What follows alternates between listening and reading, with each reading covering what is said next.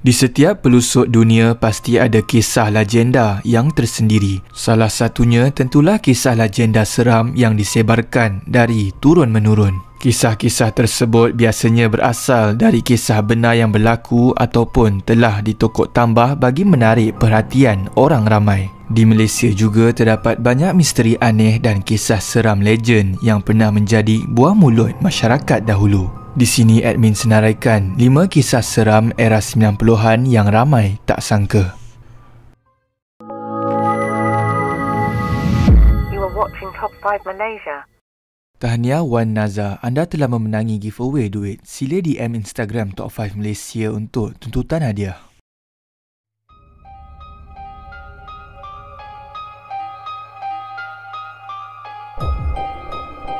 Nombor 5. DJ radio dan panggilan telefon misteri. Terdapat kisah benar dialami oleh DJ Ismah Halil yang berlaku pada lewat 90-an. Pada ketika itu, dia mengendalikan sebuah rancangan radio secara langsung bermula tepat jam 12 malam setiap malam Jumaat di stesen radio THR. Seperti biasa, dalam rancangan tersebut, DJ Ismah Halil akan membuka ruang panggilan telefon kepada peminat untuk berkongsi kisah seram yang pernah dilalui. Pada malam kejadian, seorang pemanggil wanita telah berkongsi kisah seramnya kepada DJ Ismah serta seluruh pendengar di radio tersebut. Di mana satu keluarga naik van yang pemanggil ini adalah perempuan, telefon saya di radio. Dia cerita pasal dia dengan keluarga dia, satu kisah dia kisah benar. Kisah benar ni berlaku begini, saya dengan keluarga saya naik kereta. Kemudian nak mengelak satu kereta, kami semua jatuh ke gaung. Okay, mungkin malam ini ingin berkongsi cerita dengan para pendengar kita. Saya nak cerita apa yang berlaku kepada keluarga saya. Keluarga saya dalam perjalanan ke Kuantan menghadiri kenduri. Agak lambat, kami sepatutnya gerak awal. Bapa memandu laju, berjaya memotong kenderaan di depan demi kenderaan. Sampai ke kenderaan terakhir, van putih tersebut seperti tak membenarkan kami untuk memotongnya. Tapi bapa cuba. Kemudian cahaya putih di hadapan. Okey, dan sebab itu apa yang berlaku? Bapa tercampak ke gaung. Ibu juga tercampak ke gaung. Selepas habis dia buat panggilan, saya tanya dengan dia, kalau kau jatuh dengan keluarga kau, mana kau pun sudah mati, macam mana kau boleh telefon balik ke radio? Sebab saya selalu argue dengan pendengar saya selalu argue. Saya akan argue untuk mewakili pihak pendengar kan. Kita dapat rasakan feel tu. Kalau kau jatuh, kau tentu sudah mati. Ketika itu dia Pemanggil misteri itu menyatakan yang dia berada di lebuh raya Karak dan sedang dalam perjalanan bersama suami, anak serta kedua orang tuanya. Dan dia juga memberitahu bahawa terdapat sebuah lori yang hanya ada satu lampu sahaja menyala dan melintasi kereta mereka. Lori tersebut kemudiannya menyebabkan kereta mereka terbabas masuk ke dalam gaung. Pemanggil memberitahu bahawa dia sangat sedih kerana kedua orang tua, anak dan suaminya meninggal dunia akibat kemalangan itu dan dia juga ternampak dirinya mati di tempat kejadian. Rata-rata peminat yang mendengar ketika itu mengandaikan bahawa ianya hanya rancangan dari pihak penerbit. Namun, apa yang menggemparkan pada keesokan harinya terpampang di akhbar tentang kemalangan di lebuh raya pada kilometer yang sama. Kemalangan itu sama seperti dinyatakan oleh pemanggil misteri itu, di mana memang benar terdapat kemalangan yang melibatkan pasangan suami isteri, seorang anak dan dua orang tua. Menurut DJ Ismah Halil, dia pernah dengan segera mendengar semula rakaman panggilan dari si pemanggil misteri itu. Namun ia tidak mengeluarkan apa-apa bunyi. DJ Ismah juga memberitahu bahawa dia kadang-kadang percaya bahawa mangsa mungkin tidak dapat menceritakan perkara itu, namun mungkin terdapat pendampingnya boleh menceritakan balik seperti apa yang berlaku pada kisah ini. Terdapat juga komen pada kisah seram ini bahawa dia pernah mendengar live radio tersebut. dan dikatakan wanita itu telefon pada pukul 1.30 pagi dan dia mendengar bahawa DJ Isma marah akan wanita itu kerana menceritakan tentang kematian ibu dan ayahnya kerana DJ Isma menganggap itu adalah gurauan yang kasar kerana melibatkan nyawa. Namun dia mendengar bahawa wanita itu memang betul-betul mengatakan bahawa mereka telah mati dan akhir sekali terdengar bunyi tangisan pada panggilan telefon.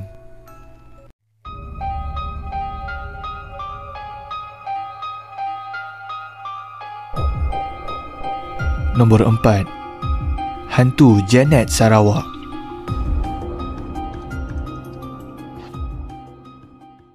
Kisah ini adalah antara kisah seram paling popular dalam kalangan rakyat Sarawak, terutamanya mereka yang berada di Bandar Kuching.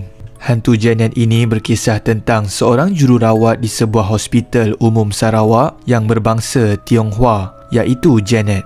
Dia dipercayai telah diculik ketika dalam perjalanan pulang dari tempat kerja dan juga dipercayai menjadi mangsa ritual korban semah bagi memastikan projek pembinaan Jambatan Satok Sarawak berjalan lancar. Ketika itu, pembinaan Jambatan Satok sedang dijalankan dan telah tergendala disebabkan oleh penunggu kawasan. Menurut kepercayaan orang dahulu, korban manusia iaitu gadis perawan perlu dibuat dalam ritual semah. Kepala mereka akan dipenggal dan ditanam di tiang konkrit bagi mengukuhkan jambatan dan seterusnya pembinaan tersebut berjalan dengan lancar tanpa sebarang gangguan makhluk halus. Kemudian pada suatu hari, pihak polis dengan bantuan penduduk setempat telah menemui mayat tanpa kepala dan dipercayai ia adalah badan Janet. Ibu bapa Janet kemudiannya telah mengebumikan anak mereka dengan pakaian dan kasut berwarna merah kerana mengikut kepercayaan Cina, wanita yang mati memakai pakaian serba merah, rohnya akan kembali untuk membalas dendam. Pada asalnya cerita ni memang cerita yang selalu dimain-mainkan di Sarawak lah. Dia terjadi kat Jambatan Satok sebenarnya. Kisah Janet ni yang jadi mangsa korban semah lah. Korban semah ni maksudnya setiap pembangunan yang dilakukan di kawasan tu dia nak cari mangsa lah, nak cari darah, cari anak dara. So Janet ni lah yang jadi mangsanya. Kemudian penampakan hantu Janet mula menghantui masyarakat di Bandar Kuching. Ada antara penduduk yang nampak seorang wanita berpakaian merah berjalan kaki dengan payung pada waktu malam. Ada juga yang nampak wanita berpakaian merah menaiki feri pada waktu malam untuk merentas Sungai Sarawak tapi hilang ketika sampai ke seberang sungai. Kisah Janet ini juga telah difilemkan dengan tajuk Janet Sumpah Terlarang dan telah ditayangkan di Astro First pada Ogos 2021.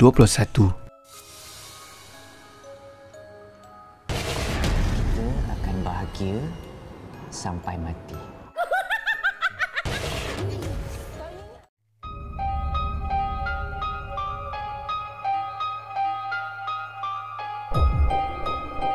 Nombor 3.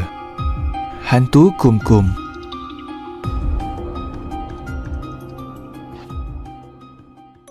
Kisah hantu Kumkum pernah menghantui perkampungan di negeri tertentu, terutamanya di Johor. Hantu Kumkum adalah seorang perempuan menjual kain yang akan datang dari rumah ke rumah dengan niat untuk mencari gadis sunti, iaitu anak perempuan yang belum balik sebagai mangsanya. Asal perkataan Kumkum adalah daripada perkataan hujung Assalamualaikum.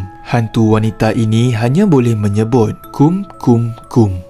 Kisahnya bermula dengan seorang wanita yang terlalu taksub akan kecantikan diri sehingga sanggup melanggar perintah Allah dan dia melakukan perkara kurafat supaya ingin kelihatan cantik. Wanita tersebut telah mengikat perjanjian syaitan dengan mengamalkan ilmu hitam dan dia mempunyai pantang larang yang perlu dipatuhi, iaitu tidak boleh melihat cermin dalam tempoh 44 hari.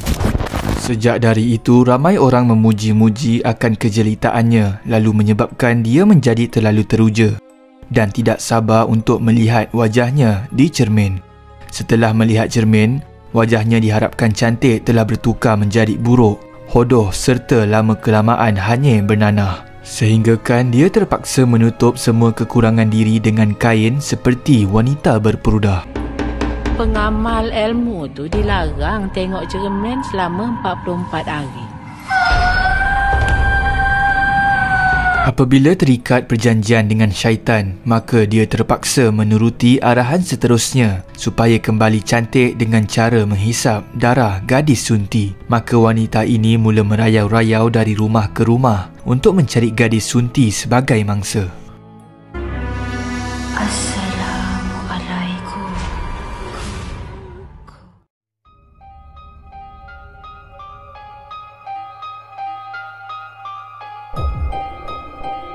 Nombor 2. Bigfoot.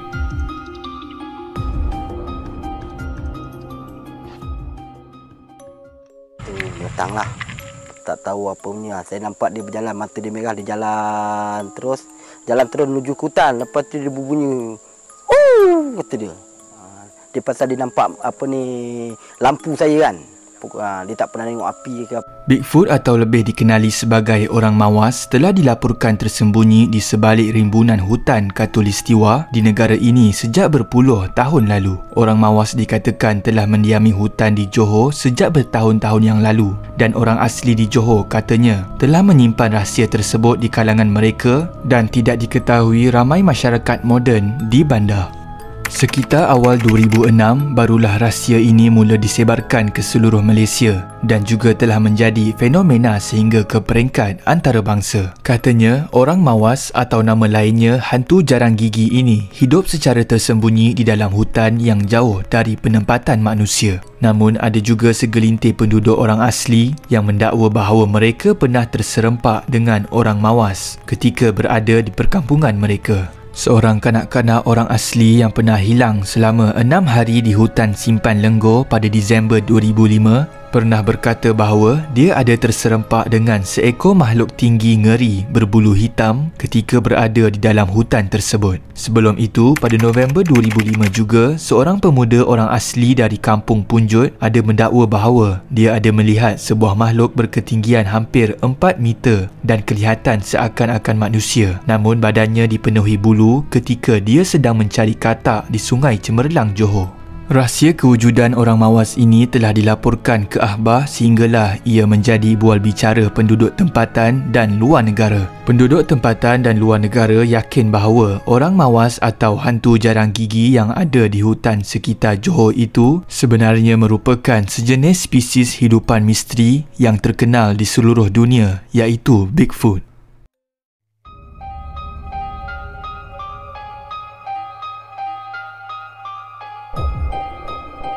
Nombor 1. Merman.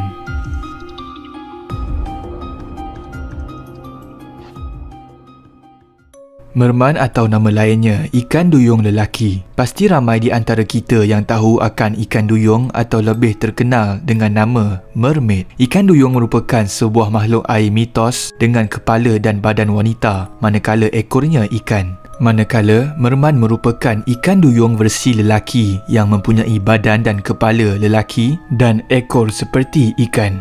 Pada tahun 2006, rakyat Malaysia heboh apabila melihat beberapa gambar merman yang ditangkap oleh seorang nelayan di pantai Teluk Bahang di Pulau Pinang. Merman ini mempunyai saiz badan lelaki dewasa, 2 sirip panjang seperti telinga besar di kepalanya dan lengan dan badannya diletupi dengan sirip dari kepala sehingga kaki. Selain itu, pada bulan Oktober tahun 2009, terdapat sebuah video yang viral dan dikatakan terdapat mermaid yang dijumpai di pantai utara Sabah.